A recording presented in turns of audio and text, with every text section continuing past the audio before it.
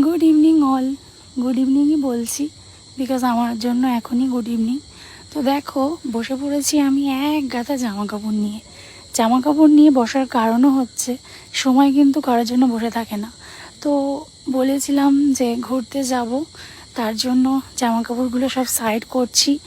আলমারিতে যখন হাত দিলাম দেখলাম যে সব এলোমেলো হয়ে রয়েছে, আর আমার কোনো কাজ এলোমেলো করতে ভালো লাগে না, সে নিজের বাড়ি হোক আর কোয়ার্টার।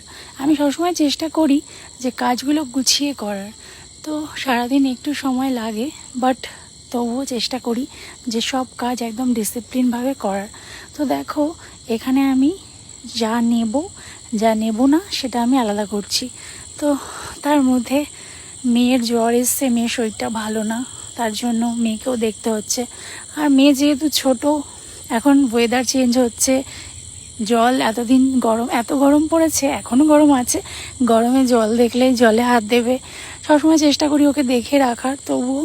তো দেখো এখানে রয়েছে মেয়ের সোয়েটার। মানে আমার কিছু না নিই, সবসময় আমার মাথায় এটা আছে যে আমার মেয়ের যেন কোনো মিস না হয়। তো তার মধ্যে এখন শুধু মেয়ের 2-4টে নিয়েছি, আর এক্সট্রা আলাদা ছিল। এই দেখো মেরুন কালারের একটা সোয়েটার, এটাও খুব কিউট। সবসময় চেষ্টা করি যে নিজে যেমন সবসময় মানে আমি আমার মতো করে বলছি যে ফিট থাকার চেষ্টা করি, আমি আমার হাজব্যান্ডকেও মেয়েকেও ফিট রাখার। তো এই শপিংয়ের মানে এই জামাকাপড়গুলো যে তোমাদের দেখাচ্ছি, এই জামাকাপড়গুলোর মধ্যে কোনোটাতেই তুমি আমার হাজব্যান্ডের কোনো জামা খুঁজে পাবে না, বিকজ আমি ওর জামাকাপড় সম্বন্ধে আমার কোনো আইডিয়া নেই।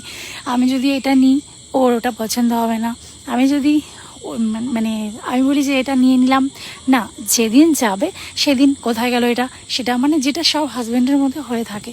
তো চেষ্টা করলাম এই আমার জামাকাপড় আমার আর আমার মেয়েটা তো আমরা আলাদা করে রেখে দিই। তো এত বকবক করছি, তোমরা ভাবছো কি বকবক করছে। হ্যাঁ, আমি কখনো লং ভিডিও করি না, তো এখন মনে হলো একটু সময় আছে, কাল সানডে, হাজব্যান্ডেরও অফিস ছুটি, তো একটু আলাদা করে রেখে দিই, বেশি দিন আর হাতে সময় নিই। এই হলো।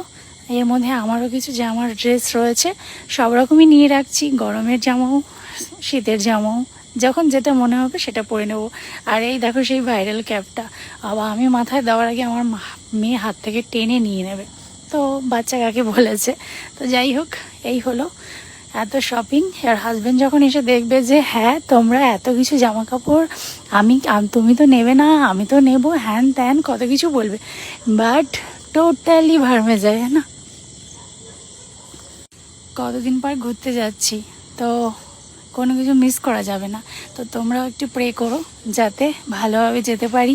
একটা বাচ্চা নিয়ে যাব, যেহেতু আমি চাইলে অনেক জায়গায় ঘুরতে পারি, বাট আমার মেয়ে এখনও বাইরের খাবারটা আমি আমার মেয়েকে শেখাইনি, আর প্রয়োজন নেইও মনে হয় শেখানোর।